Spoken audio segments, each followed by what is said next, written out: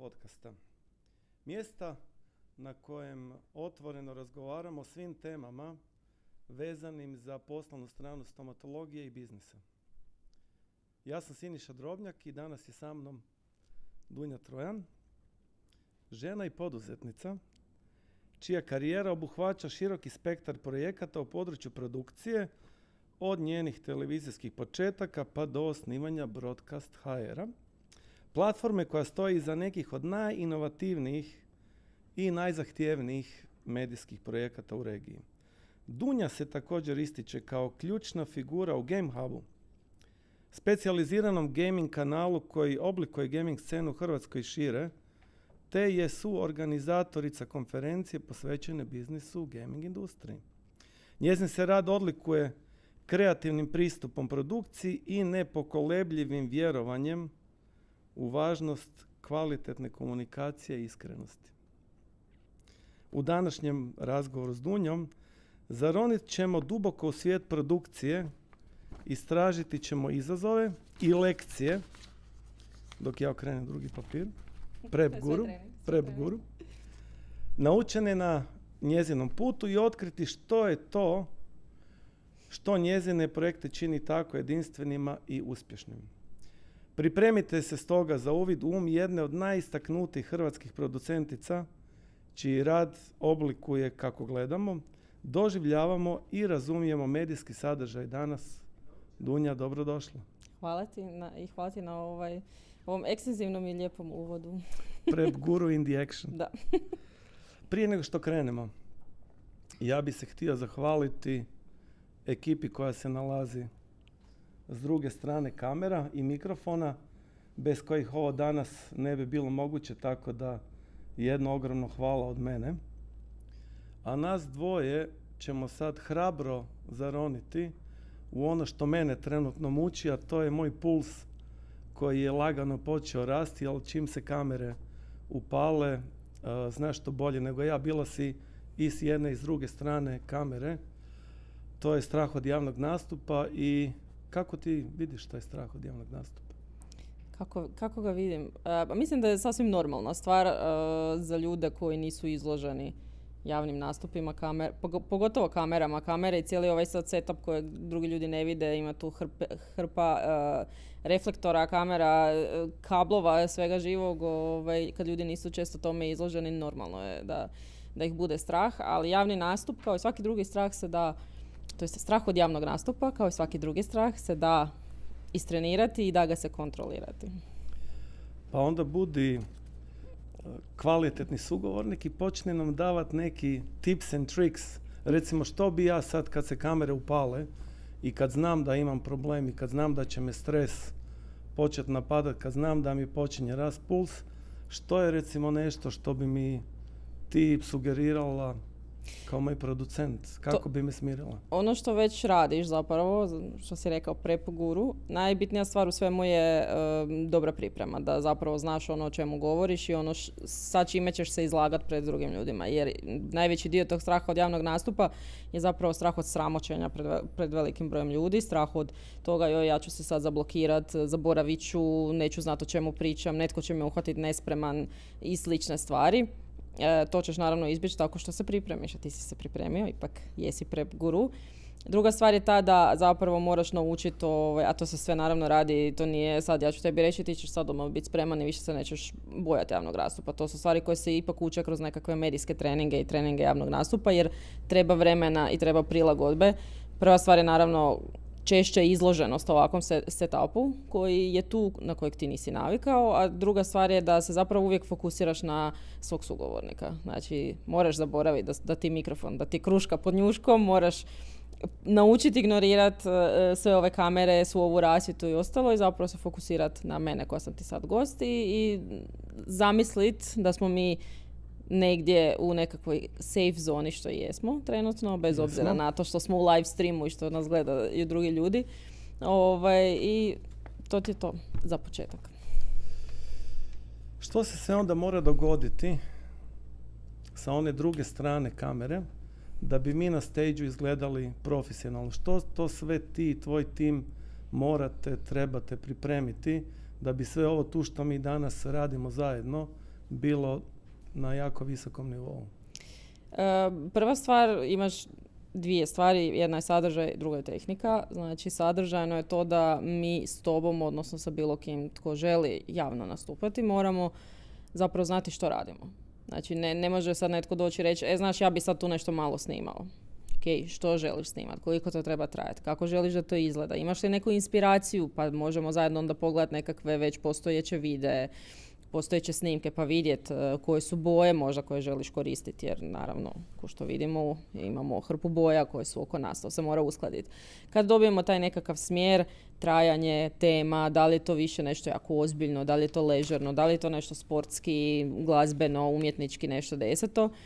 Nakon toga idemo na tehničku pripremu gdje moramo vidjeti, znači ti sad imaš jednog gosta. Setup za jednog gosta nije isti kao i da imaš sad tu 2, 3 ili 5 ljudi. Moramo znati koliko će trajati, moramo znati da li to ide uživo negdje i gdje ide, jer svaka platforma sa sobom nosi opet svoje nekakve tehničke prohtjeve i zahtjeve. Nakon svega toga se radi nekakav layout gdje mi, naš šef tehnike Lovro i kolega Ante i snimatelji i sve ostalo sjednemo i rascrtamo, znamo šta moramo napraviti, da li ćemo imati sad 3 kamere, 5 kamera, poslužimo ih tu. To nije sad nešto da sad neko zamišlja, znaš da ćemo mi sad sjest pa crtati po papiru i to sve ostalo. Mi taj papir imamo u glavi jer već toliko dugo radimo da znamo pod kojim kutom koja kamera mora gdje ići. Jedino što se za svaki ovakav setup se posebno setapira svjetlo, jer netko ko je tamnije puti, recimo netko tko ima kričavu boju kose, netko ko ima zeleni sako, crno nešto na sebi, nema iste uvjete za rasvjetu, pa onda se rasvjeta mora korigirati. Pa onda imaš tu cijeli setup tona koji se mora napraviti, odnosno razglas, da li to sad nešto što ide samo u kamere i u stream ili mi sad recimo imamo još tu publiku iza, pa te mora onda i publika čuti. Znači, hrpa stvari koje se moraju napraviti, a sve zapravo počinje sa čime? Sa dobrom komunikacijom. S time da netko tko želi napraviti svoj projekt nama dobro iskomunicira što želi. I ne samo što želi, kako to izgleda, nego i što želi postići s tim.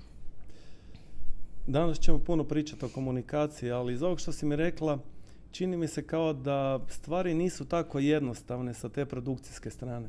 Nisu i to mislim da jako puno ljudi izvan našeg produkcijsko-medijskog svijeta nije svjesno toga. Danas puno manje nego prije. Zašto? Zato što postoje ovi svi uređaji koje mi imamo u svojim džepovima, koji su zadnjih godina doživjeli jako veliki boom i koji vam zapravo nude da vi sa malo ulaganja i sa malim brojem tehničkih komponenti ipak napravite nešto što je na dovoljno dobroj razini da bi se gledalo ili prenosilo negdje dalje.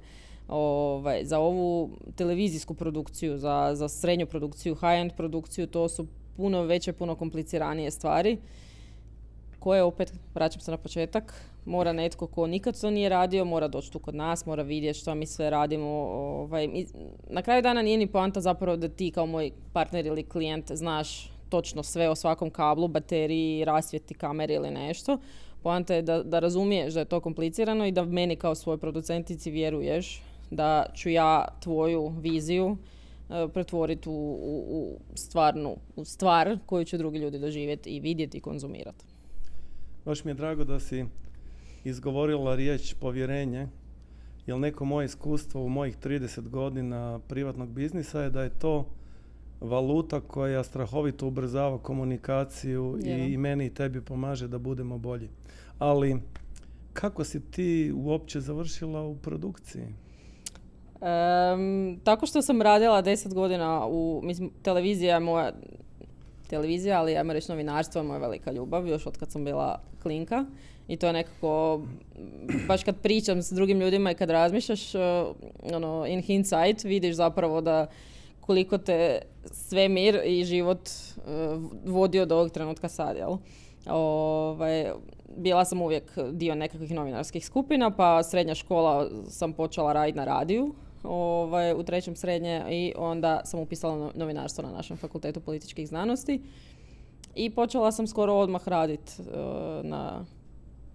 mogu reći na RTL-u, pa na drugim nacionalnim televizijama i zapravo provela sam 10 godina u informativnom programu i u nekom trenu je došlo do zasićenja jer informativni program ima ipak svoje nekakve okvire izvan kojih ne smiješ izlaziti. A ja sam inicijalno jako kreativna osoba i to mi je, koliko god sam morala biti kreativna u tome da moram smisliti plan B, C, D i E i svakakve situacije zajedno sa svojim kolegama prebrikat i riješiti, toliko ti taj dio informative ipak zaguši onu nekakvu kreativnost koju ne možeš imati, jer naravno informativni program je ono what you see is what you get.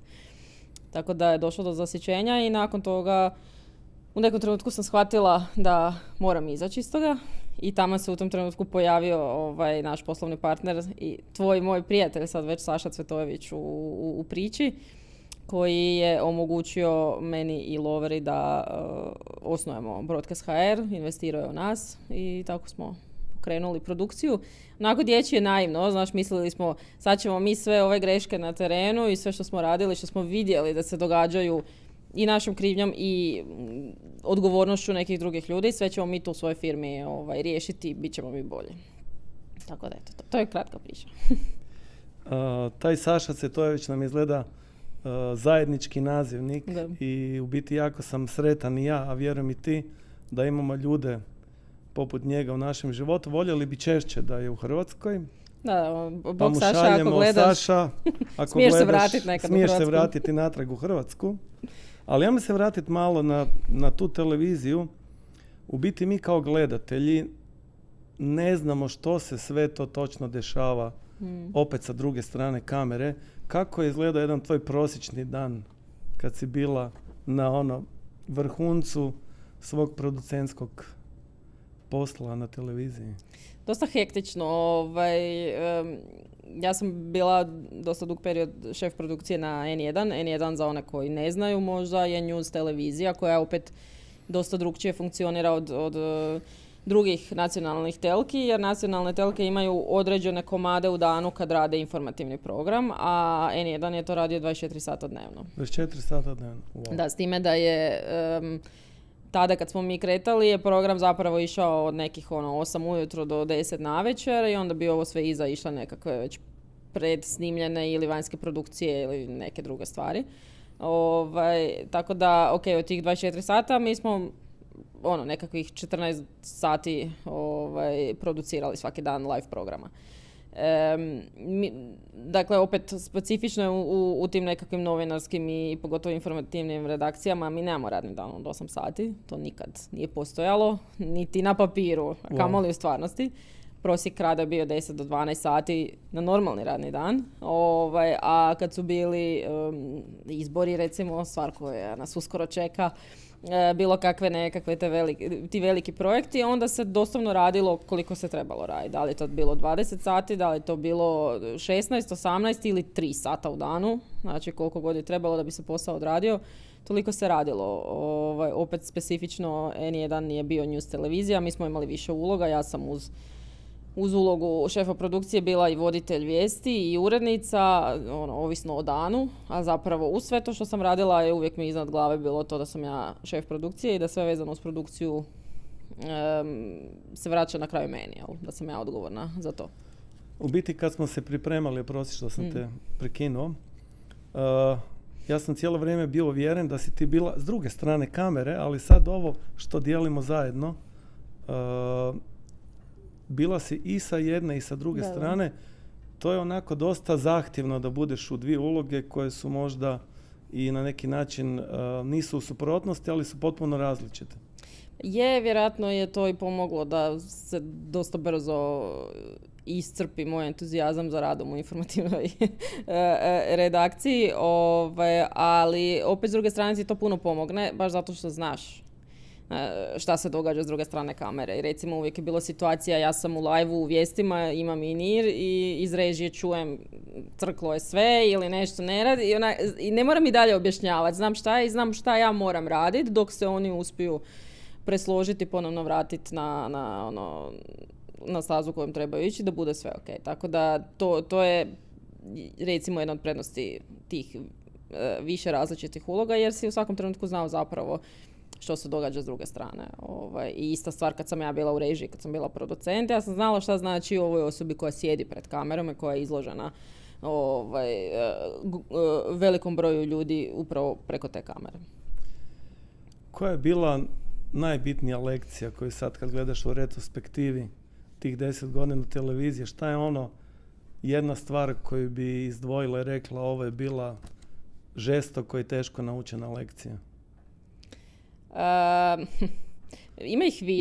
Ima ih više. Definitivno ono što je jako dobra stvar upravo bila i kod N1 i kod svih tih projekata koje smo radili je bilo to da smo naučili se snaći na terenu. Znači, pogotovo kad radiš na terenu velike projekte, recimo uvijek izdvajam kolonu sjećanja u Vukovaru i dan proslave Oluje u Kninu, ne zato zbog toga što su to ti datumi, nego su to užasno zahtjevni projekti za odraditi, jer je to je živi organizam. Imaš užasno velik broj ljudi tamo i u svakom trenutku može nešto poći po krivu.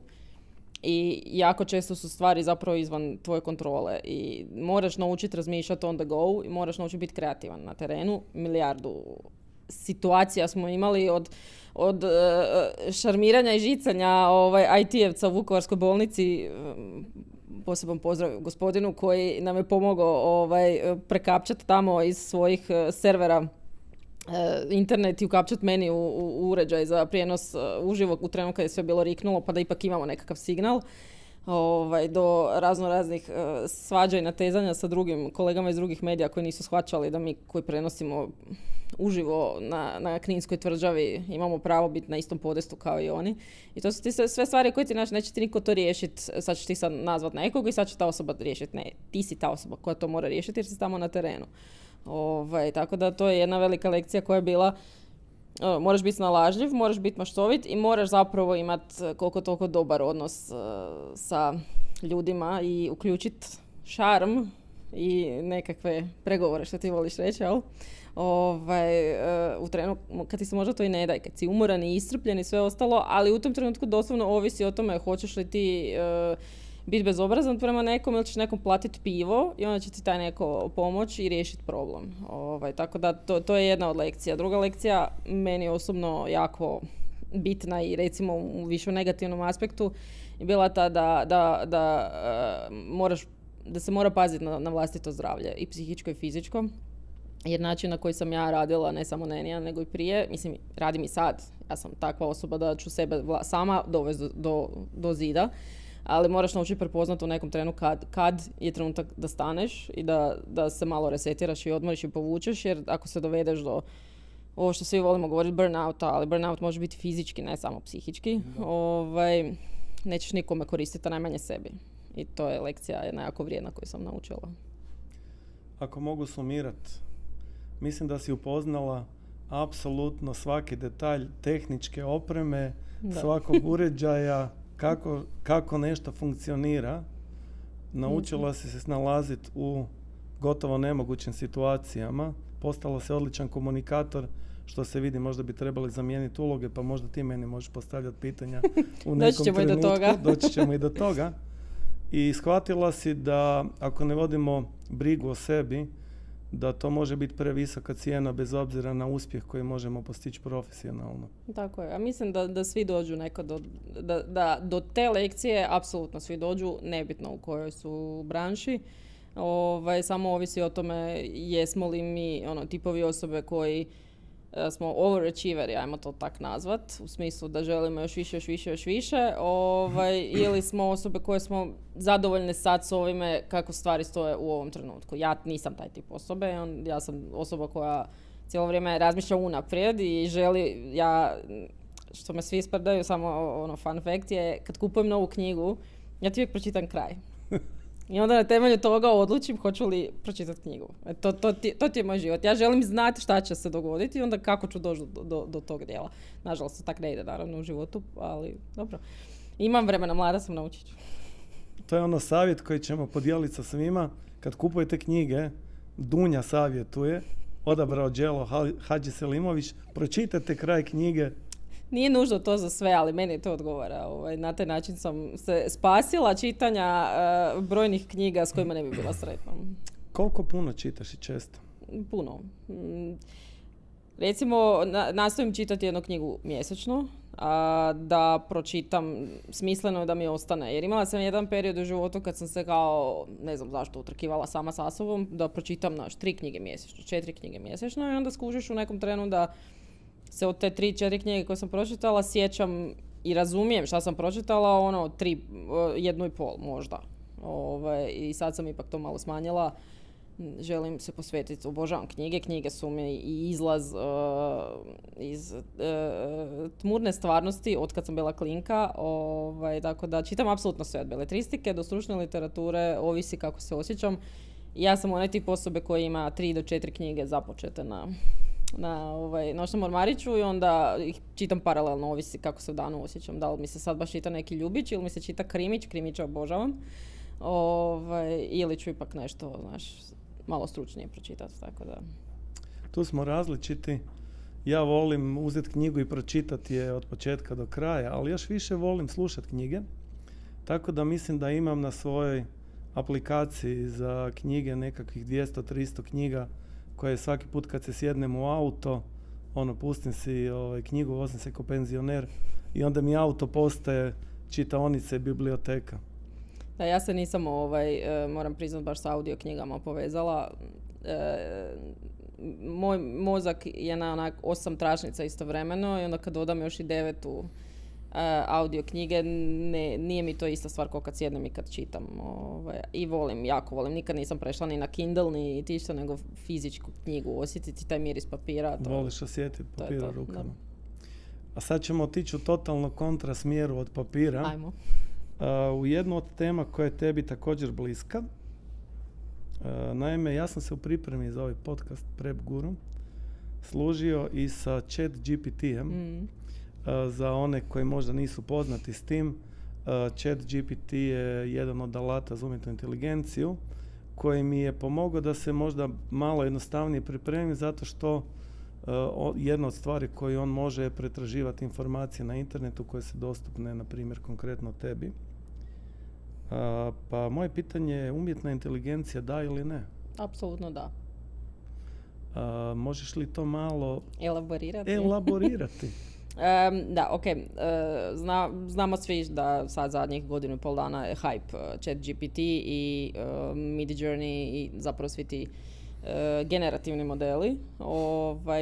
I meni je, ne samo umjetna inteligencija, nego bilo kakav razvoj tehnologije meni super stvar. Ja sam veliki fan SF-a i ja još uvijek imam od milijun mogućih budućnosti koje nas čekaju. Ja se i dalje nadam da će nas dočekati ona iz Star Treka gdje smo mi svi... Svijetla budućnost. Tako je. Gdje smo mi svi se volimo, planet je čist, sve je divno i krasno i otkrivamo nove svjetove.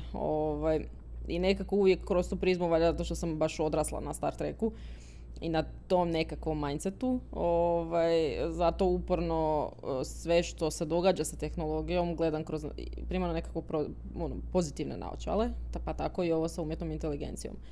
Moje iskustvo je isto, najviše se koristi ChatGPT, ali ne da bi on meni napisao nešto moje. On mi da push, jer često mi se dogodi nekakva kreativna blokada.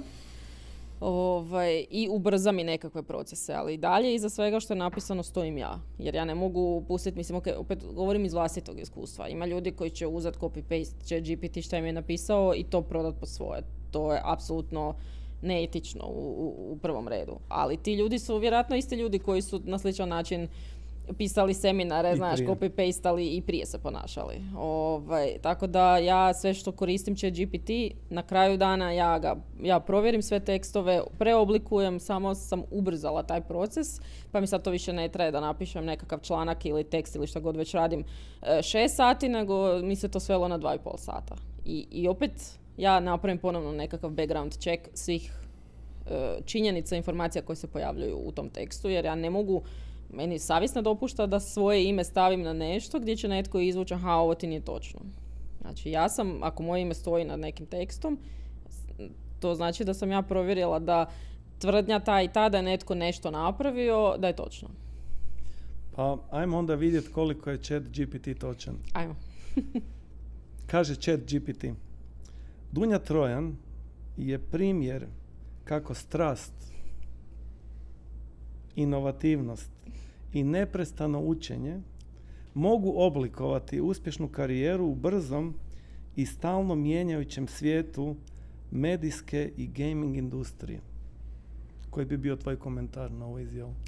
Mislim, ovo se iz svemira vidi da je ChatGPT, to je jedna od stvari. Meni je baš bilo dobro. Strast. Ne, super je. Ok, lijep je tekst, ali ono po čemu se zapravo jako vidi da je nešto ChatGPT je ta pretjerana kičanost. Tko normalno na ovaj način priča i opisuje nekog, malo ljudi. Tako da to je mali savjet, to jest nekakav hint svima koji ne znaju da li je nešto ChatGPT ili ne. Ako dobijete nešto da je ovako nakičano i da ima puno previše pridjeva, to je sigurno AI. Lijepo je, nemam šta tu reći, da sam strastvena, apsolutno jesam, da sam inovativna, okay. Ja mogu potvrditi da jesam. Ja bih rekla više, ne inovativna, nego snalažljiva.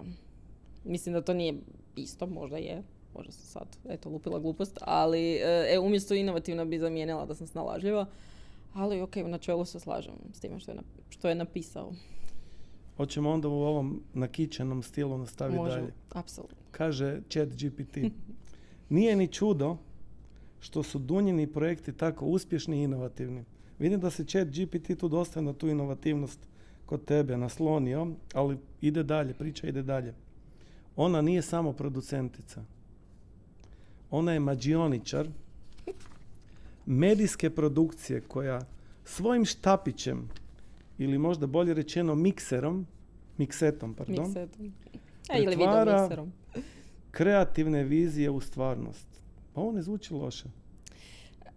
Jel pretvaraš vizije drugih ljudi u stvarnost? Trudim se, apsolutno, i mislim dosta uspješno.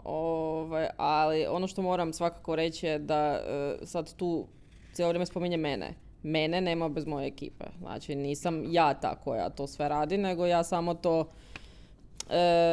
grupiram i oblikujem zajedno sa svojom ekipom, tako da tu bi trebalo stajati Dunja i njezini kolege. Da li sam mađioničar? Mislim, to je, ajde, recimo lijep opis producenta, jer dosta često dobijem pitanje opet od ljudi koji nisu toliko u tome svemu, što ti točno radiš ili što točno radi producent. Pa ajmo to reći da ovo slikovni opis toga. Producent je mađioničar koji, šta si ti zamislio, dođe i napravi u skraćenom postupku, abrakadabra, izvoli.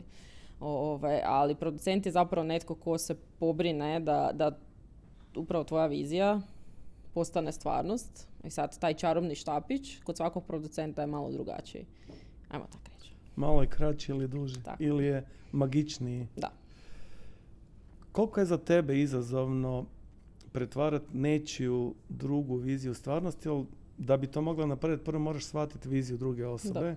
Moraš znati komunicirati s drugom osobom. Kako se vidiš u toj ulozi? Koliko sebe vidiš, koliko si sposobna shvatiti viziju drugih ljudi? Zašto te to pitam? Zato što je to meni godinama bio problem. Bio sam previše fokusiran na sebe i na početku svoje karijere sam vjerojatno ja sam inženjer, totalno ignorirao šta drugi ljudi misle. Mislim, znam ja najbolje. Naravno, ipak sam ja inženjer elektrotehnike i tek nedavno, pošto je jedan od mojih X faktora da sporo učim, tek sam nedavno shvatio da je puno bitnija vizija druge osobe. Kako ti, na koji način uspiješ doći do toga da shvatiš tu drugu osobu koja ti nešto želi? Kroz razgovor. Da. Kroz komuniciranje. Ono što je meni trebalo neko vrijeme da naučim je to da druga strana često ne verbalizira sve što želi, jer tu postoji nekakvo shvaćanje da zato što smo mi stručnjaci koje oni angažiraju, da mi znamo čitati misli. I ne kažem da je to nešto proizlazilo iz zločestoća nekog drugog ili nešto, nego to je jednostavno stvar komunikacije. Ti si sad angažirao nekog stručnjaka i sad ti njemu dođeš i kažeš želim to i to, jaj bok, ali u tih to i to ima još 18 stvari koje ti nisi iskomunicirao, a mislio si da se to pretpostavlja. Jel? I neki period vremena mi je trebao da naučim da, na šta moram paziti, koja pitanja moram postaviti, u kojem trenutku moram ta pitanja postaviti, na šta moram paziti. Ali srećom to smo naučili nekako kroz upravo rad na televiziji, jer tamo pokriješ apsolutno sve. Tako da sad mi ne mogu reći da mi je to izazov. Veći mi je izazov zapravo dobiti, to jest osvijestiti drugu stranu ili klijente u kojem koraku nas moraju angažirati. Jer se nas često angažira prekasno, kad mi već ne možemo intervenirati u neke situacije koje će potencijalno napraviti problem. Kad vizija postane noć na more. A da, evo recimo često koristim plastični primjer, dosta često se nas angažira kad se već odabere prostor. A mi smo ti koji moramo biti recimo od prvog koraka i koji ćemo tebi doći reći ako ti sad recimo želiš napraviti konferenciju od 700 ljudi sa 3 benda, da se spuštaš sa stropa. Kak si točno, ti si telepat. Mislim, sad čitaš mi misli. To je to, da se spuštaš sa stropa, sviraš gitaru, da uljeću ninđe, pa dobranci, ne znam šta sve ostalo. Apsolutno se to sve da odraditi. Nemoj otkrivat sad što ćemo sve raditi, daj, drži se teme, molim. Nećemo sve detalje. Ali ti već dođeš meni s tom idejom nakon što si bukirao prostor od 150 kvadrata. Malo karikiram, ali to ti otprilike se svodi na to. Znači, svaka tvoja želja, to je želja bilo kojeg klijenta ili nekoga ko radi nekakav projekt, sve kreće od prostora. Znači, ti moraš imati, apsolutno ništa nije problematično za izvest, ali moraš znati za koga radiš, koliko ljudi će biti tamo i šta mi imamo dostupno. Nije ista stvar producirati event usred Zagreba i producirati nešto u šumi. Opet, dvije dijametralno suprotne stvari. I to je nešto to je recimo nešto što je nama, mislim svima u produkciji zapravo koji se bave time problematično, jer nas klijenti dosta često u već prekasnom koraku angažiraju i onda ide gašenje požara. Onda prvo radiš, ako je baš nešto jako problematično, onda moraš sjesti i objasniti, čuj sad, ti si uzeo prostor od 150 kvadrata, znači ili ti je rješenje uzeti drugi prostor, pa ipak probiti budžet koji si stavio, ili nećeš uljetati kroz strop i nećeš imati 700 ljudi, nego ćeš imati 200. Tako da.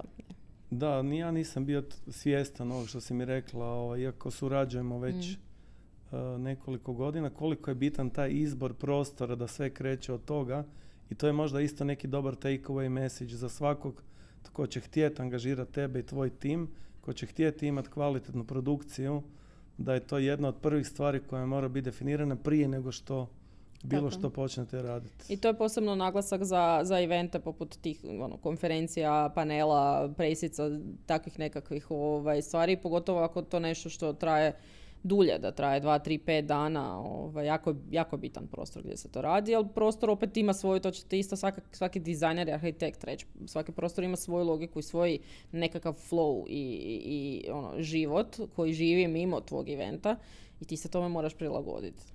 Jel ti se ikad dogodilo da neko izabere prostor u kojem ti se bilo onak jako teško prilagoditi sa produkcijom? Je, ali to je bilo dok sam još bila u staroj redakciji i to je baš bio primjer na kojem sam naučila tu lekciju. Da šta znači kad prekasno uđeš kao produkcija u nešto. Neću sad spominjati ko šta ni gdje, ali bio nekakav važan politički event. Mi smo radili live stream. Jako je bilo bitno da se to sve lijepo vidi i napravi. Prekasno smo ušli u to i bili smo u prostoru koji ima ogromne stupove. Točno znam koji je to prostor, ali neću reći. Ok. I uglavnom na kraju i još smo se tukli sa drugom nacionalnom televizijom oko pozicija. Nacionalna televizija naravno imala prednost u odnosu na nas. Jer smo mi imali kadrove koje ne bi da sam zavezanih očiju ih radila. I naravno da niko nije bio sretan s tim i hrpa drugih problema je bila s tim jer je to bilo nešto vezano uz nešto drugo opet. I to je tu sam naučila da ne možeš, da moraš biti siguran u prostoru u kojem ćeš biti, tek onda ići dalje graditi šta radiš. Super bitna lekcija. Da. Još jedna od stvari koju sam nedavno naučio, riječ je o izjavi koju sam pročitao, a ona dolazi od Gary Vaynerchuka ili Gary Vee-a, ima jako komplicirano prezime, serijskog poduzetnika, jednog od najpoznatijih YouTube influencera. On je rekao da je svaki biznis, bez obzira kakav je biznis, ujedno i medijski biznis. ja ću ti reći šta to znači za mene, ali kako ti vidiš tu njegovu izjavu, koliko je ona za tebe točna, da je svaki biznis, svaki privatni biznis, ajmo biti malo specifičniji, je ujedno i medijski biznis. Aj ti prvo reći šta za tebe znači. Za mene to znači da postoji jako puno stvari koje ja radim recimo u svom poslovanju, koje mogu biti snimljene, gdje mogu stvoriti neki sadržaj i da mogu taj sadržaj iskoristiti na cijeli niz načina. Mogu ga koristiti da educiram novog djelatnika koji je došao na neko radno mjesto. Mogu koristiti taj sadržaj da napravim promociju na društvenoj mreži. Mogu napraviti edukativni materijal koji ću poslati svom klijentu. Dakle, 5 stvari mi pada na pamet koje bi mogao napraviti, a nisam toga bio svjestan, a već sam prilično dugo u privatnom biznisu. What's your take on that? Pa otprilike isto. Pogotovo u današnje vrijeme društvenih mreža i YouTube-a i digitalnog svijeta kao takvog. Mi smo svi sami sebi ujedno i marketing i PR i računovođe i sve ostalo, ali ajmo ostati u tom dijelu, marketing i PR. I to je najjednostavnije po meni. Sve što, jako često čuješ ovu riječ i pridjev da je netko autentičan. I sad, autentičnost ćeš najbolje zapravo pokazati da kroz to da pokazuješ sebe takav kakav jesi u trenutku u kojem jesi u poslu kojeg trenutno radiš. I da, ljudi dosta često, svi mi volimo pogledati sve ove lijepe photoshopirane slike, vide, plaže, život je divan i krasan, znamo da život nije divan i krasan uvijek. Tako da kogod po meni generira nekakav sadržaj koji je edukativan i koji pokazuje tebe takvo kakav jesi u istinu, apsolutno si radi dobar PR. Ne možda viralan, ali viralnost nije najnužnije uvijek dobra stvar. Tako da slažem se s tim, samo što mislim da to medijski, ajmo to preoblikovati da je to zapravo više ne medijski kao tako, nego točno to, ti si sam sebi. Svaki biznis može postati biznis vezan uz PR, uz marketing, uz medije. Da li je to onda i dobra poruka svima koji nas danas gledaju, da razmisle koliko oni u svom biznisu koriste priliku da stvaraju sadržaj. Ja tu najviše mislim na video sadržaj, znači na nešto kvalitetno, nešto što je dobro osmišljeno, nešto što je ono što sam naučio od tebe danas i titlovano, jer ljudi na telefonu često puta isključe zvuk. To je nešto što do nedavno nisam bio toga svjestan, pa je jako dobro da taj materijal ima i titl. Ali ja tu vidim ogroman prostor da baš za tvrtke poput tvoje, da jednostavno ljudima pomognu i otvore im i tu perspektivu da bez obzira u kojem su biznisu mogu stvarati kvalitetan kontent i sadržaj za promociju svog biznisa. Apsolutno mogu, zato što znam da dosta ljudi zazire od takvih stvari. Prva stvar zašto bi ja sebe sad tu nešto snimao, pa javni nastup, ali i iz konkretne nekakve poslovne situacije, da zašto bi ja sad davao besplatno nešto što ću možda potencijalno prodati, u smislu nekakvih tih edukacija i svega toga. Ali mislim da ljudi dosta često nisu svjesni da upravo time što će besplatno educirati nekoga za jednu stvar, će onda dobiti plaćenog konzumenta za 4 ostale stvari. I naravno, ovo nije blank poziv svima, sad se svi krenite snimati i to sve. Ne, opet se vraćam na ovaj nekakav početak. Znači, prva stvar je priprema, druga stvar je imaš li ti šta konkretno za reći. To je pitanje. Znači, što, apsolutno, naravno, ako imaš svoj neki biznis koji radi i funkcionira, da imaš nekakvu bazu, pa onda je logično da možda imaš nešto pametno za reći ili barem pokazati. Znači, ako ti radiš konkretne nekakve obrtničke stvari, najbolja stvar koju možeš napraviti je pokazati proces izrade nečega. To ljude jako zanima. Meni su to recimo videi koje obožavam gledati. Proces izrade nečega. Nikad tak šta neću raditi jer nisam spretna, prije ću si ruku odsjeći nego napraviti nešto. Ali volim to gledati. I super mi je kad vidim nekoga i kad vidim, jer vidiš i kroz to je upravo opet ovaj dio koji smo pričali, kroz takve videe opet ti daješ do znanja s drugim ljudima s kojima radiš ili ćeš potencijalno raditi koliko je komplicirano to što radiš i što zapravo ti moraš sve napraviti da bi došao do jednog proizvoda. Da li je to sad glinena vaza, da li je to kruh, da li je to video. Evo, I to je isto ta nekakva edukacija, ne mora to biti konkretno sad ja tebe educiram kako se montira, kako se titla, kako se ovo, kako se ono, nego te educiram o cijeloj niši, o cijeloj industriji, o tome što mi točno radimo i što sve treba i što će tebi možda u konačnici jednog dana koristiti kad odlučiš pa ja sad imam tu nekakvu firmu, nešto se mi bavimo, pa ja bih htio napraviti možda nekakvu konferenciju u vezi toga. Sad sam se sjetio da sam gledao tamo video od one neke producentice. Vidiš, ona je prvo spominjala da moramo prvo naći dobar prostor. Pa ajmo sad vidjeti što ona kaže, pa onda ću se možda sjetiti nju i nazvat. I to su te neke stvari koje apsolutno idu s time što si ti isto rekao. Dakle, mislim da nema prepreke da svatko ko misli i želi podijeliti svoje znanje i svoje iskustvo s ljudima, da to ne napravi. Da, u mom primjeru ja razmišljam čak iz moje perspektive nešto što je meni jako bitno, a to je kad zaposlimo nekoga, kad nova osoba dođe u naš tim, uvijek imamo izazov kako toj osobi prenijeti znanje. I mi smo počeli snimati dosta internog materijala koji nekako klasificiramo, pokušavamo ga staviti u neke kategorije koje su povezane s određenim radnim mjestima. I konkretno kolega s kojim ja radim, pa se ovim putem zahvaljujem i Filipu Kruljcu, koji je moj osobni asistent od nedavno. To je jedan eksperiment o kojem ćemo možda i danas popričati. Ja sam mu snimio cijeli niz videa na koji način kad na primjer od tebe dobijem e-mail, tko si ti u mom životu, koja je tvoja uloga u mom životu, da on dobije bolji kontekst šta je Dunja Trojan i kakva je moja suradnja sa Dunjom Trojan. I to je kratki video 2 minute gdje onda on, ako će sutra odgovarati na tvoj mail i onda meni uštedjeti vrijeme, znače tko si ti, kakva je naša suradnja i u tom smislu je meni taj sadržaj postao nevjerojatno bitan. Znači ne samo ovaj eksterni s kojim idemo prema van, nego i ovaj interni koji nam koristi unutra. Apsolutno, mislim da je jako bitno kogod novi dolazi u firmu i ovako i onako ga moraš educirati o stvarima koje se događaju, o procesima koji su unutar firme i mislim da si dobro odlučio to odraditi na kreativniji način. Hvala ti. Ajmo se vratiti malo na priču o produkciji i što je to što mi koji ne znamo dovoljno o tome, koje su stvari na koje moramo obratiti pažnju. Dakle, ako nemam nikakvo iskustvo, želim napraviti neki event, želim imati produkciju, daj mi neki hodogram koji bi bio idealan hodogram za tebe da ja kao tvoj klijent angažiram tebe i tvoj produkcijski tim.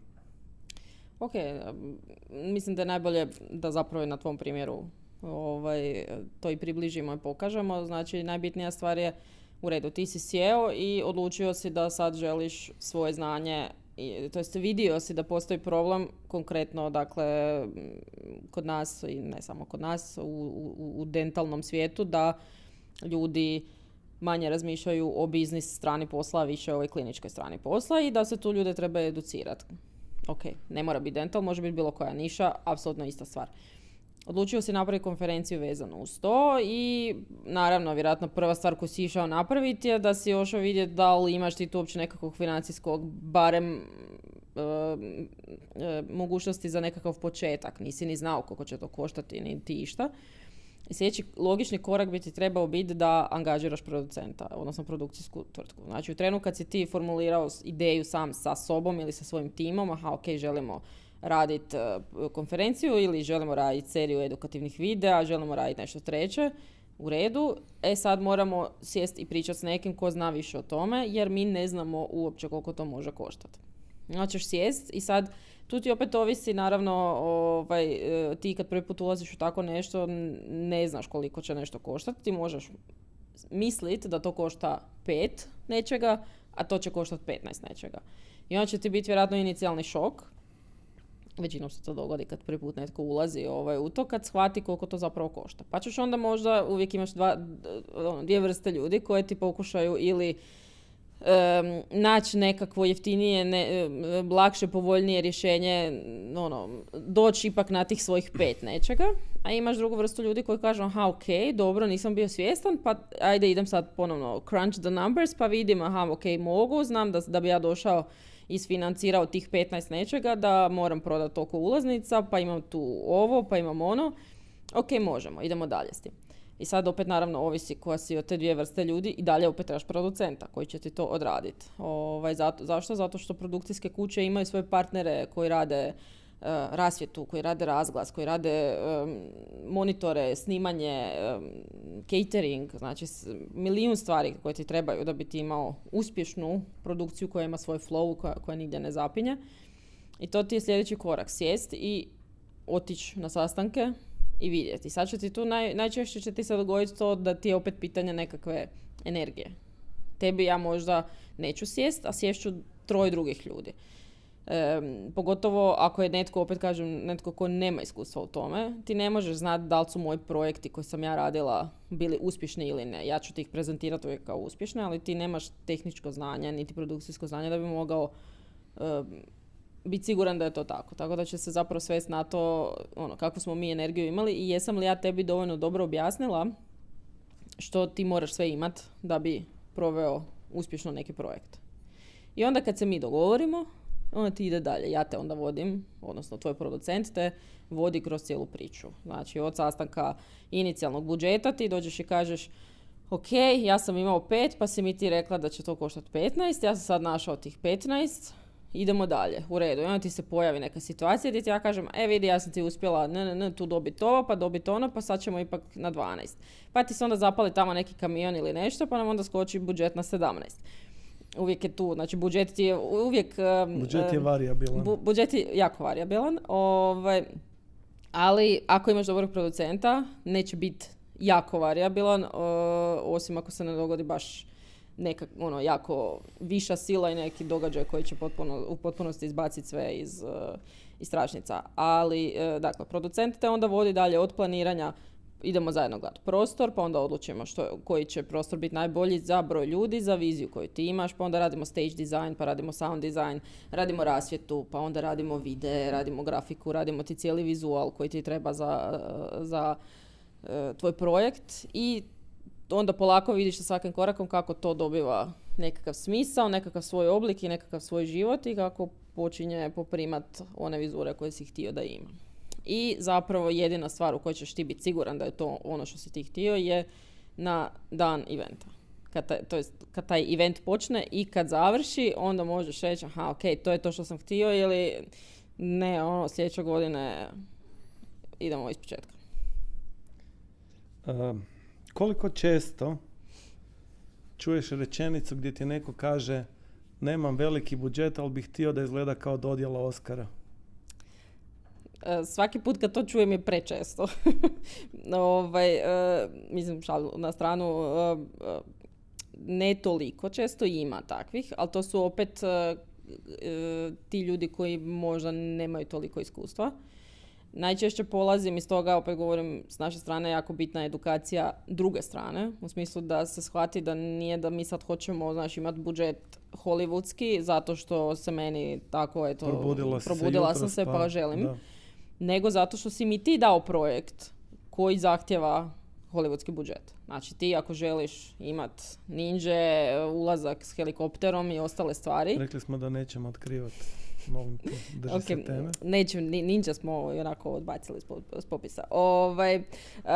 Ali to, ako mi ti dođeš sa takvim nekakvim stvarima, a želiš da to košta kikiriki, onda ja prvo moram shvatiti da li ti to sad krećeš iz neznanja ili krećeš iz potpuno sulude neke točke. A ako je ovo drugo, onda će se možda dogoditi da ćemo svako na svoju stranu otići. Zato što mi ipak imamo i dosta godina i iskustva i rada i svega toga da da nema smisla ako netko neće prihvatiti našu argumentaciju. Ja tebe nikad neću, tebe kao klijenta, ostaviti da ti sad sam sebi razmišljaš zašto nešto košta toliko. Nego ću ti pokazati, objasnit ću ti, ok, ti želiš imati 200 kvadrata video zida. Kvadrat video zida košta toliko. Želiš imati immersive surround, nešto, ok, može, ali to ti košta toliko, zato što košta, jer to nisu zvučnici koje si ti isključio iz računala i donio u dvoranu, nego je to cijeli sustav kojeg neko mora isprogramirati, pa sa svakim komadom tehnike dolazi i čovjek. Ljudi su uvijek najskuplja stavka. To ti je to. Znači, onda kad ti neko kaže, zašto sad mi njega plaćamo ovoliko? Zato što je to cijena. No, netko će ti biti na projektu i radit će ti 12, 14, 15 sati, pa nećeš ga platiti 30 eura dan. Platit ćeš ga puno više, jer ti je ta osoba tamo cijeli dan s tobom i brine se da te tvoje ninja kornjače i ostalo postanu stvarnost. Shvatio sam jednu stvar sad dok te slušam, da ti u stvari nisi u produkcijskom biznisu, nego u edukacijskom biznisu, jer cijelo vrijeme educiraš svoje klijente. Da, to sam u nekom trenu i ja shvatila, da svi mi, koliko god smo u produkcijskoj branši, da jako često moramo zapravo educirati klijente, ali to je ok. Meni to ne smeta dokle god je druga strana prijemčljiva i dokle god druga strana shvaća da ne razumije sve. I da neke stvari ja se tebi neću miješati. Ja tebi neću reći, ako ti sad meni dođeš i kažeš protetika ili nešto ti košta ovoliko, cijeli proces ti košta ovoliko, pa da ti ja dođem i kažem znaš šta, ne mogu ti ja sad to platiti toliko, nego ja želim sve to za ovoliko jer ja znam da to može toliko koštati. Imali smo takvih razgovora. I onda je tvoj posao, znaš, meni doći i objasniti, ali čuj, znaš, nije ti to baš tako. Zašto nije tako? Jer ovaj materijal košta ovoliko, ruke koštaju ovoliko, pa sad ti možeš meni vjerovati jer sam ja stručnjak u tom području, ili ne, ili pokušati otići to sebi negdje ostvari dalje, ali šta ćeš dobiti, ne znam. I opet, sve ovisi o drugoj strani, kako će i šta će prihvatiti. Jučer smo pričali o temi pregovora, prodaje i komunikacije, gdje sam ja tebe pokušavao uvjeriti da je prodaja u stvari komunikacija, da. A ti si meni onako lijepo rekla, mislim, možeš ti to zvati komunikacija, ali to je i dalje prodaja. Mm. Kako se ti emotivno nosiš s onim dijelom prodaje gdje ne dobijemo svaki put tog klijenta, ne dobijemo svaki put taj posao, ne prođe svaki put prijedlog našeg budžeta, ne uspijemo svaki put dobaciti i realizirati posao. To je dosta teška, rekao bih, ja to zovem kletva u prodaji, kad ne uspiješ sklopiti posao s klijentom. Kako tebi to pada? Veći dio vremena ok, jer mislim to je biznis. Mi nismo jedina produkcija niti u gradu Zagrebu. Niste jedina, ali ste najbolja, ok. Apsolutno. Ali to je posao, apsolutno ono što pričam, znači ti i ja ćemo kliknuti, ali neću kliknuti s nekim drugim. I mogu ja njemu obraniti budžet 17 puta i prezentirati stvari na najbolji mogući način, ali nešto u toj energiji neće valjati i on će odlučiti potražiti nekog drugog. I to je sve fajn.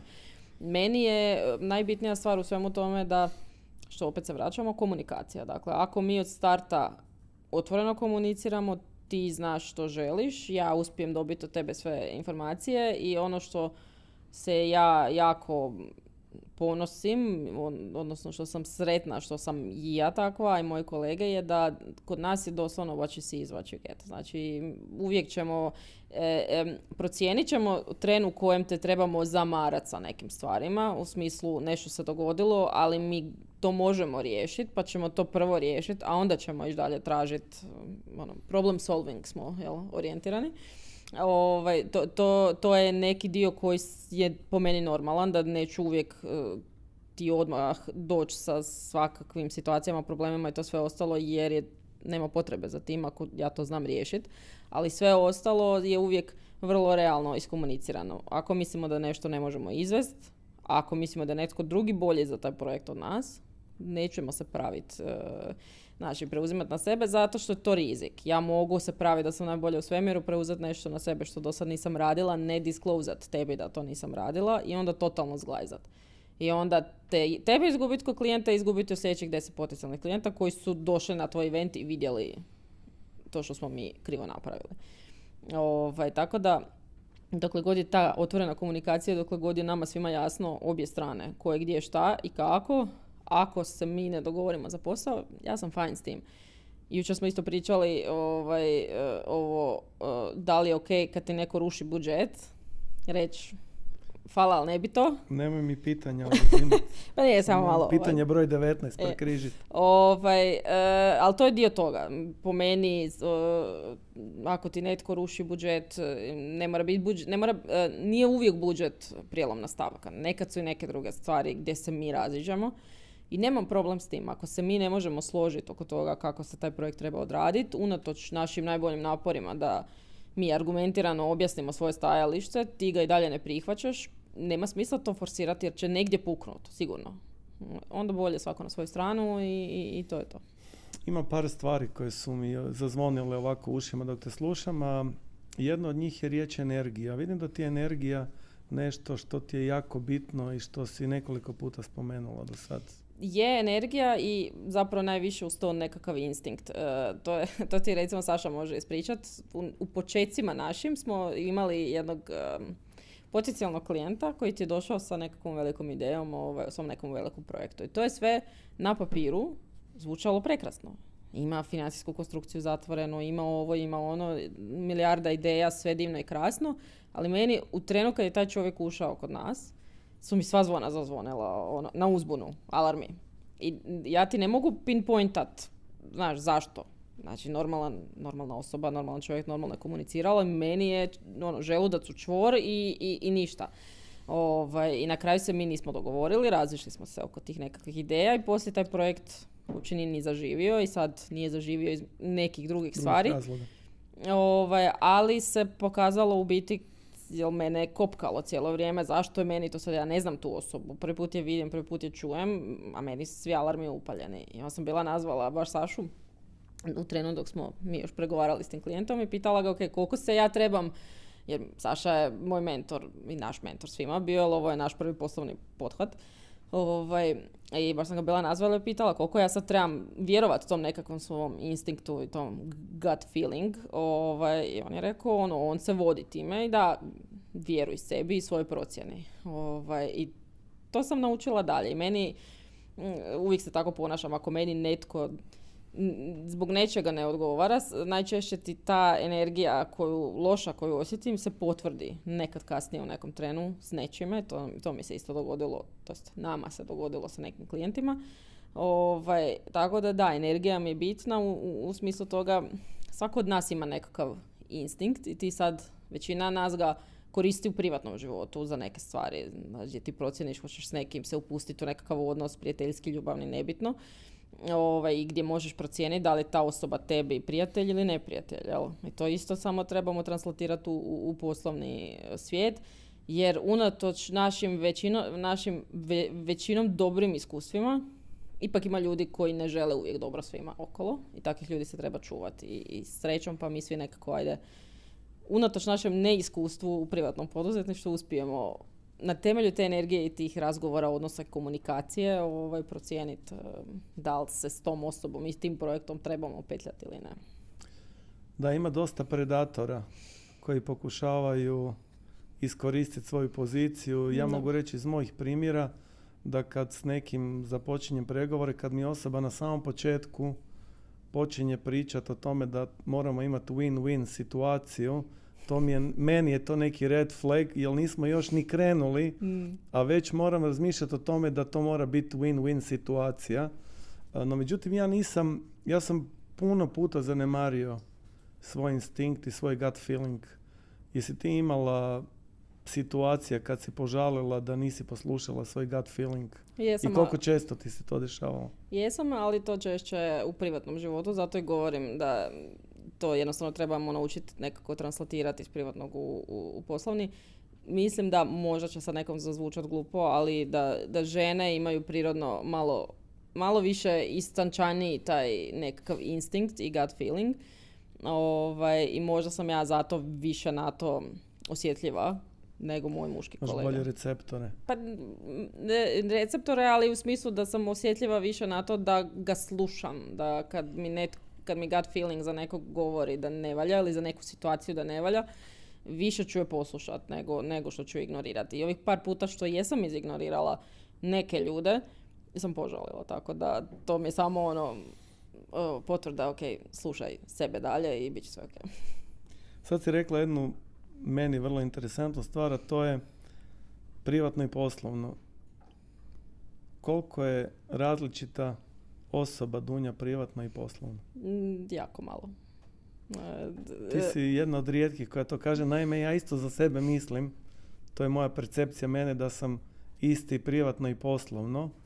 I uvijek sam muku mučio s tim kad mi ljudi kažu, znaš, kad dođeš na posao, moraš biti u drugom identitetu, moraš imati drugu priču. Ja sam nekako uvijek bio isti i činilo mi se da sam slično tebi bio gotovo ista osoba.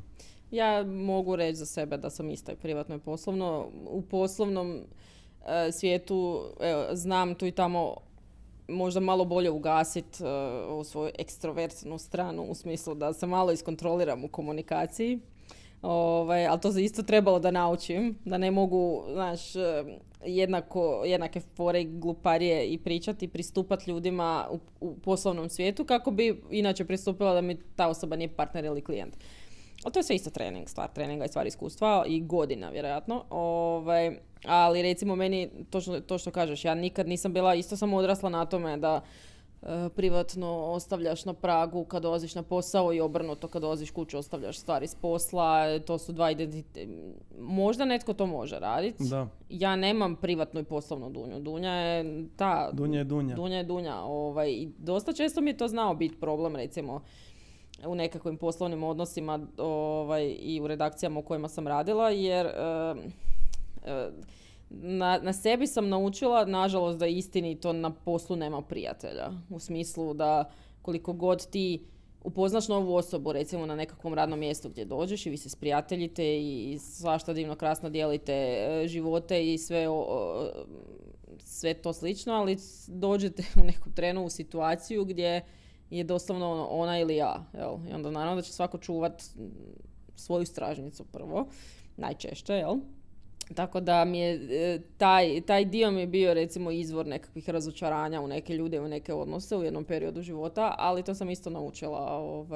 Tako da više nema forsiranja tih nekakvih odnosa. Sad smo mi divni i krasni i sad ćemo mi biti najbolji prijatelji. Ne, u nekim situacijama ipak treba, pogotovo kad si CEO ili šef, ipak moraš nekakvu granicu postaviti, jer ako je ne postaviš, opet iz iskustva, dosta često će se zna dogoditi nekakve loše stvari. Pa ipak bolje, apsolutno treba biti u dobrim odnosima sa svima, ali se treba jasno razlikovati koja je čija uloga. Da, meni je tu puno pomogao naš predavač Cyril Galjard, koji je imao prošle godine odličnu poruku, a to je trebamo biti autentični. I to mi je baš zazvonilo, baš sam izrezonirao s tom njegovom porukom. Kako je to tebi zazvučalo? Pa to je recimo nešto što sam kao dobila nadimak kod ovih naših jednih kolega da sam zla producentica. Mislim, to je više išlo kroz zezanciju. Oni bi nešto smislili, ja bi došla i rekla ne može. I onda bi tu uvijek bilo pa ne može.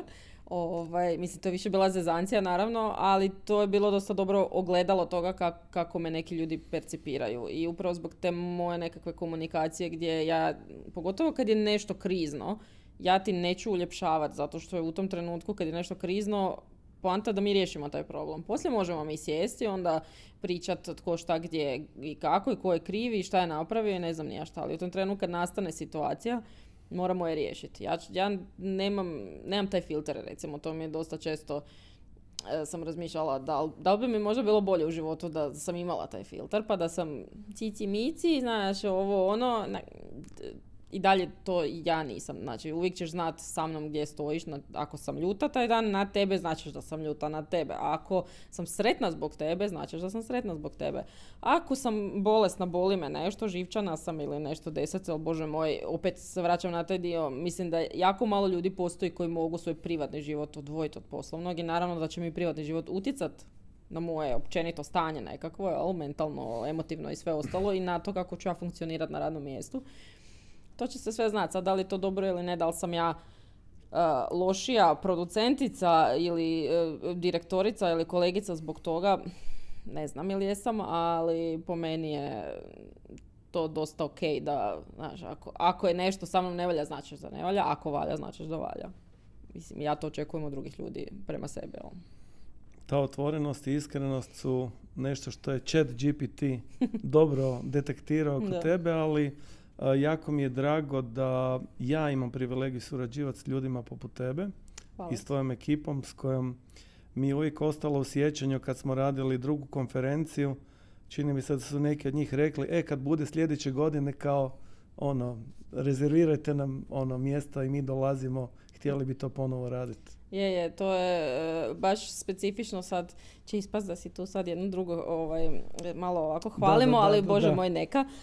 Specifična je zapravo, evo sad sam napravila nešto što ne smijem napraviti, čovjek bi rekao da se bavim produkcijom, lupila sam mikrofon,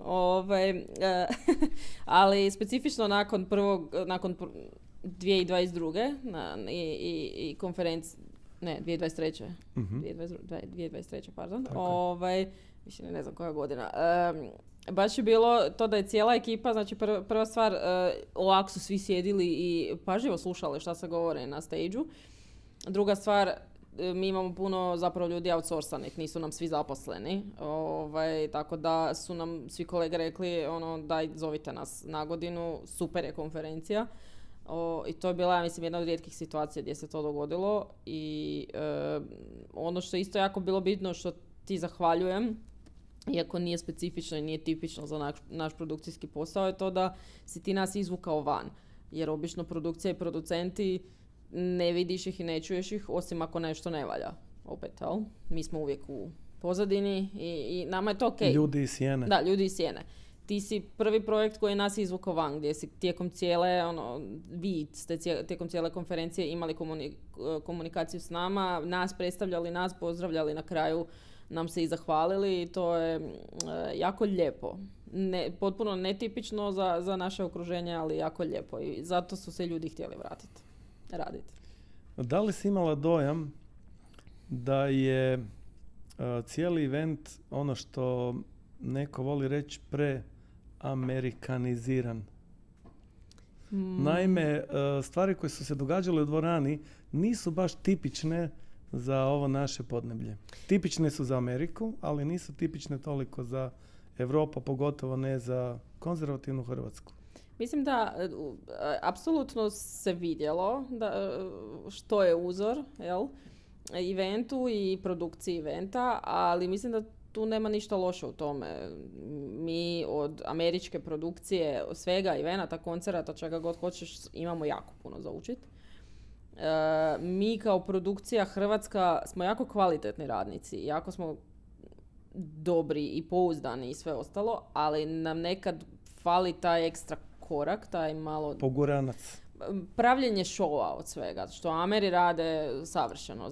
Zato i milijun njihovih stvari postane viralno i svašta nešto, ali oni naprave show od svega, a na kraju dana se mi svodimo na ono kruha i igara. Ljudi žele gledat svašta, jel? Tako da, malo je bilo, vidjelo se odakle inspiracija, ali mislim da zato i ljudi jesu reagirali dosta iznenađeno, ali pozitivno i da su se odlučili vratiti. Isto smo jučer malo časkali i pričali o tome što su tebi neke produkcije koje su tebi uzor, pa koji bi bio neki primjer koji bi tvoji budući klijenti mogli pogledati kao top end produkcija koja tebe inspirira? Mislim, ja sam jako velik fan glazbe, koncerata i svega toga. Metalhead sam. Ali sad kao Metalhead ću reći da je Taylor Swift recimo jedan od, što se tiče tih koncertnih produkcija koje su na ne AAA level, nego van ovog svijeta. Kolega Ante voli Pink, koja isto ima fenomenalnu produkciju. To su recimo neke stvari što se glazbe tiče, što mi svjetlosnim godinama smo od toga. Naša glazbena estrada i naši ljudi i naša produkcija koncerata. Recimo primjer isto nedavni mi je bio Bryan Adams, na kojem si ti bio isto u Areni. Fenomenalno je odrađen, jako jednostavno. Ali je, točno su znali kako triggerat ljude koji su došli na koncert i koja je njihova publika. Iron Maiden, recimo sad Metalhead u meni, fenomenalna je. Turneje rade i fenomenalne koncerte i oni jako često, oni su jako vizualni. Znači oni već sad znaju da glazbu imaju u malom prstu i da to mogu usred noći odraditi sve što treba i onda su se fokusirali na ovaj cijeli vizualni dio. Ja bih voljela vidjeti kod naših izvođača i kod naših i bendova i pjevača i svega ostalog da malo više počnu ulagati u te svoje scenske nastupe, jer na kraju dana TV publika nije došla samo slušat, nego te došla i gledat.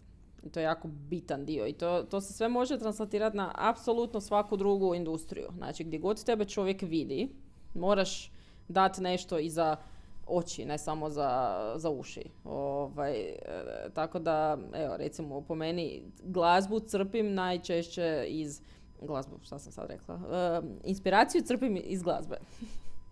Ja isto i meni je band koji ću ove godine ići pogledat Coldplay, zato što mislim da su oni njihov scenski nastup i kako su uspjeli muziku povezati sa svim tim je mene recimo nešto što me inspirira.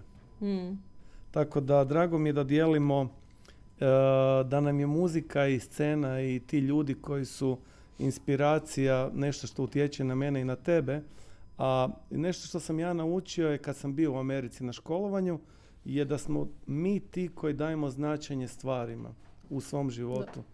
I mene je čak na početku, moram priznat, malo je smetalo kad su mi neki ljudi sa strane došli i rekli pa to je previše, to je za Amerikance, to nije za nas.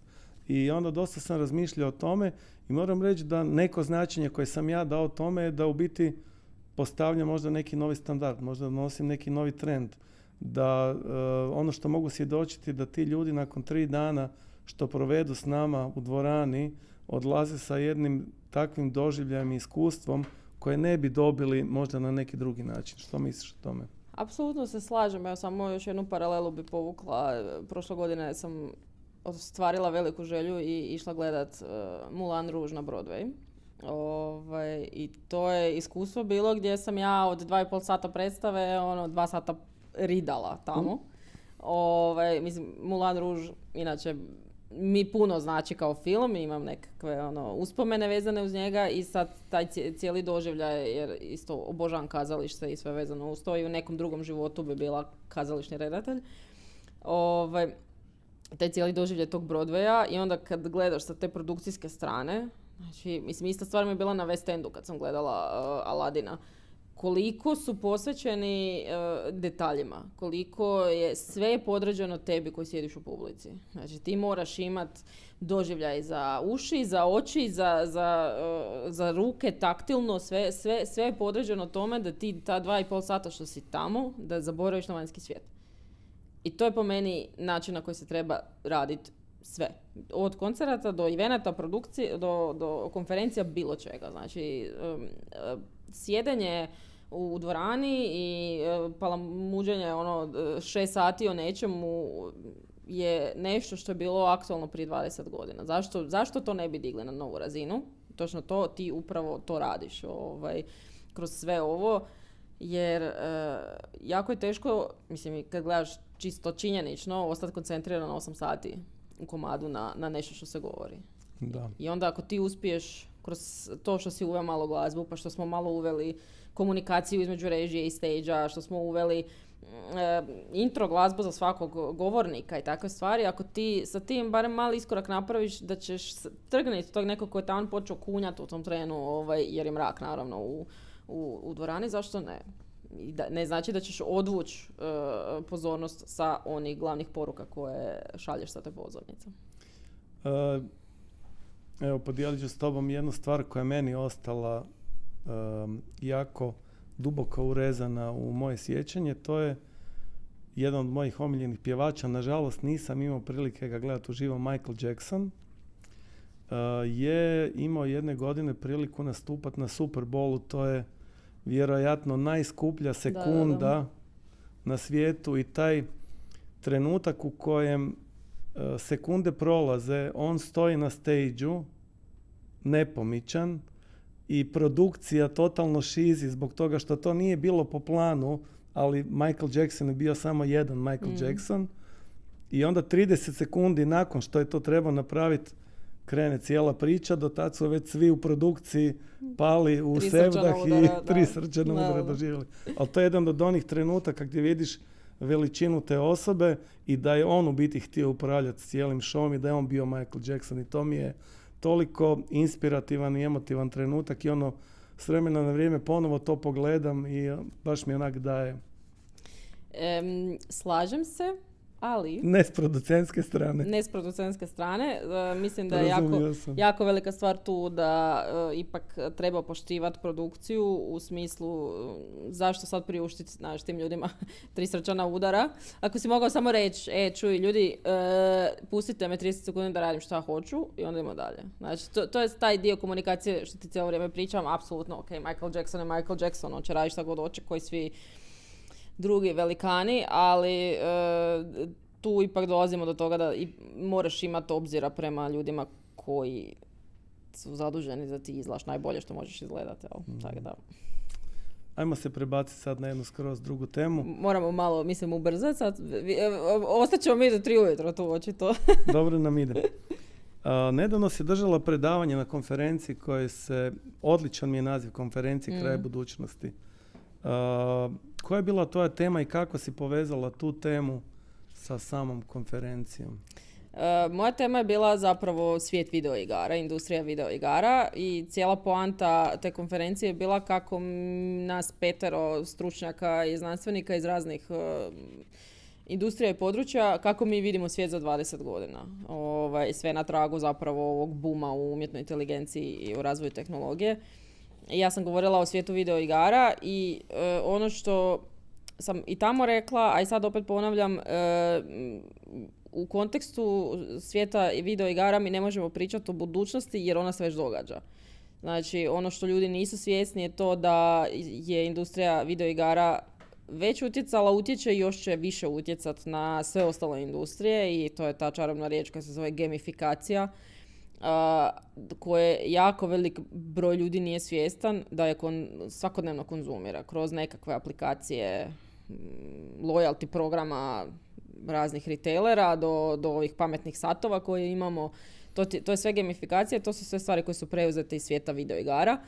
Tako da, skratim, mislim, i na konferenciji mi je bilo teško u 15 minuta sumirati sve što nam nosi budućnost, ali opet moj pogled kroz lijepe naočale kaže da će video igre utjecati jako na naš svijet i dalje i da će nas odvesti u nekim segmentima još više u virtualni famozni VR svijet, što mnogi ljudi se toga boje, a mislim da se ne treba toga bojati ukoliko naučimo držati balans kao i svemu drugom u životu. Zašto ne bi iskoristili priliku podržati virtualne sastanke sa kolegama iz Japana, SAD-a i ne znam čega, a bez da moramo potrošiti tjedan dana na putovanja, a možemo jednostavno sjesti u virtualnu sobu i sve riješiti. Recimo. Veliki like, mi dosta koristimo upravo i Zoom i jučer smo imali, zahvaljujući tvom timu, Zoom koji je išao, mislim, na sve kontinente i za mene je to bilo jedno fenomenalno iskustvo. Pa ajmo onda polako možda onda ovaj naš razgovor pokušati privoditi kraju. Kad bi se trebalo opisati u jednoj rečenici, je li to moguće uopće da se Dunja opiše u jednoj rečenici? Ne volim to pitanje, nikad nisam voljela ni na kojem razgovoru za posao i to sve, ali to je recimo nešto što te kao novinara uvijek prvo uče. Lako je napisati članak od 7 kartica teksta, aj ti reci u 3 rečenice šta je najbitnije. Da. Kako bi sebe opisala? Ne znam kako, ja više volim da me drugi ljudi opisuju, ali pa onda mogu tebe opisati. Kako bi ti mene opisao? A da nije ChatGPT. Kako te drugi prepoznaju? Da.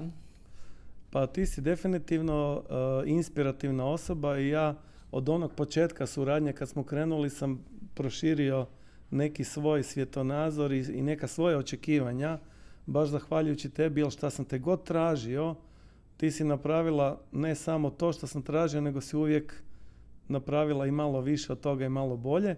I ono što je meni osjećaj kad pričamo o tom emotivnom dijelu biznisa, dakle za mene je biznis i duhovno iskustvo i emotivno iskustvo. Ja sam radio u 30 godina dosta velikih projekata, znam da nisam nikad spavao, znam da sam bio na Red Bullu, znam da sam bio na 20 kava i znaš točno o čemu pričam kad stvar krene. Ono što si mi ti donijela u život je da kad krene konferencija, ja sam u potpunom zenu, zato što znam da si ti tamo i da će apsolutno sve biti onako kao što smo se dogovorili, kao što smo planirali. I to meni daje ogroman osjećaj sigurnosti i u biti kad bi te morao pisati u jednoj rečenici je da si osoba koja mi ulijeva strahoviti osjećaj sigurnosti. Pa to, evo, možemo to ovako reći. Moj tagline je: donosim vam mir i sigurnost kad već ne mogu samo mir sebi. Mir i dobro. Mir i dobro. To je nevjerojatno bitno, pogotovo kod projekata koji imaju puno pokretnih dijelova, kao to što radimo i što ćemo i ove godine pokušati opet jednu stepenicu podići u smislu kvalitete. I ja bih rekao da to više ne zovem konferencijom, nego zovem experience-om. Da, slažem se. Koja bi bila neka onda tvoja poruka našim gledateljima? Ovo je za mene prvo iskustvo, dakle neizmjerno sam ti zahvalan što si upravo ti bila prva gošća u podcastu koji želimo da postane mjesto gdje možemo redovno razgovarati o toj poslovnoj strani stomatologije.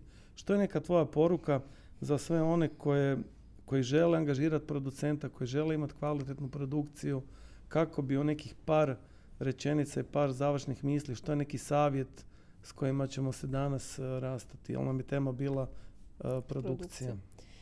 Moj glavni savjet je taj da nemojte misliti da možete sami sve i da znate sve sami, niti bi trebali sami sve raditi. Znači, organizator eventa i producent eventa nisu ista stvar. Angažirajte producente, nas, nekog 10. nebitno, vrlo rano. Znači, čim imate ideju u glavi što želite raditi, to je tren u kojem trebate nazvati nekog producenta. Većina producenata će vam vrlo rado doći i sjesti i odraditi tu nekakvu inicijalnu kavu bez naplate, kad već govorimo o nekakvim novcima, to je nekakve konzultacije, saslušat će vas i reći vam, aha, ok, imamo okvirnu ideju kako bi to trebalo izgledati, koliko će to novca biti, poslat ćemo ti neke okvirne brojke i onda idemo dalje. Mislim da je svatko ima budžet za to, znači svaki budžet se može složiti i u svaki budžet se može uklopiti. Naravno, opet kažem, treba biti realan, ne možeš za sad ne želim, zapravo htjela sam povući dva primjera, ali bolje da ne ispadne da nekog vrijeđam. Ali ne možeš imati budžet školske priredbe, a očekivati Broadway. Moramo biti realni u tim stvarima, ali opet tu je producent da ti to približi i objasni.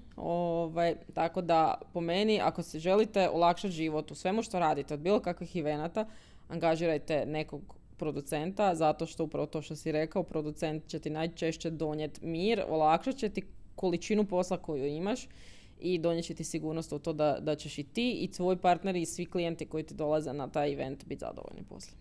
Drugim riječima, još ću bolje izgledati. Tako je. Zahvaljujući tebi, tvom timu i produkciji i od onoga što sam sam mislio da mogu napraviti. Tako je, sad vidiš zašto se ja ne bavim prodajom i marketingom, jer se ne znam, ne znam se frejmat kako treba, to jest ne sebe nego nas, ali to što si ti rekao. Super. Dunja, puno ti hvala. Hvala tebi što si me zvao i što si mi dao priliku da ovako ekstenzivno porazgovaramo. Meni je vrijeme toliko brzo proletilo. Imam još neki pitanja, ali to ću ostaviti za neki sljedeći podcast. Hvala ti lijepo. Hvala tebi.